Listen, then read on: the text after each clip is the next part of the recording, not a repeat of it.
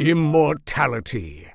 In movies, kings are always searching for the secret to immortality. But is immortality really a good thing? To a 10-year-old boy, 1 year is the same as 10% of his life. To his 40-year-old mother, 1 year is merely 2.5% of her life. The same year, 365 days, can feel differently to different people. If we live until we're 82, that's about 30,000 days. If this boy lives for 30,000 years, a year to him could feel like a day. And if this boy's emotions sustain through the potential boredom of living for millions of years, he might become extremely lonely and sad, knowing he has and always will outlive everyone he has ever loved. But what if everyone were immortal? Well, first off, Earth is only so big, so where would we all live? No, excuse me, no, that's my face! Oh, stop it!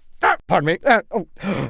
Tight in here. Do you remember what you did last year? What about when you were 5? How much of your past have you forgotten? If you're having trouble remembering what you did when you were 5, how will you remember what happened if you were alive 1,000 years ago? 1,000,000 years ago? We don't remember every single detail of our past because our brains have a limited capacity, and we replace useless memories like middle school locker combinations with relevant information. If this immortal boy finds a companion to fall in love with once every 100 years, he would have 10,000 girlfriends in 1,000,000 years. And how many of those 10,000 girls' names will he be able to remember? This changes what a meaningful relationship means, doesn't it? Another tricky thing about immortality, human beings have not always looked the same. This can be explained by Darwin's theory of evolution. For instance, if women find taller men more attractive, then more tall men would mate and have children, putting more tall genes in the gene pool. That means in the next generation, more children will have the genes to be taller. Repeat that process for 1,000,000 years, and the average height will be a lot taller than the average height today, assuming there's no natural disaster that wipes out all the tall people. Our ancestors were short, hairy apes. We still have body hair, but we don't look like apes anymore. If you're the only person who is immortal, while everyone else keeps evolving generation after generation, you will eventually look quite different than the people who surround you. Hi, how you doing?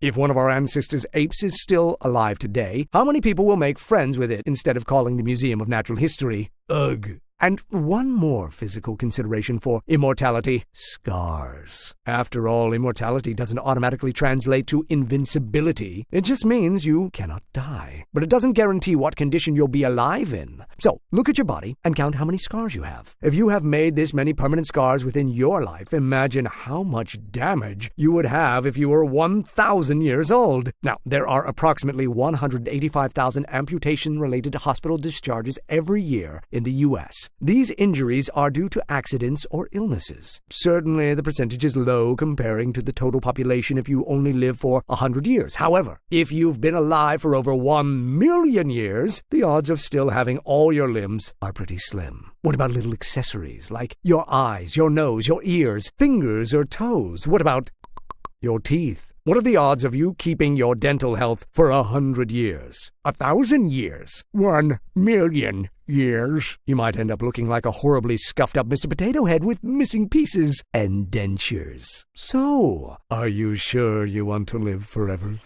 Now, which superpower physics lesson will you explore next? Shifting body size and content. Super speed. Flight. Super strength. Immortality. And invisibility.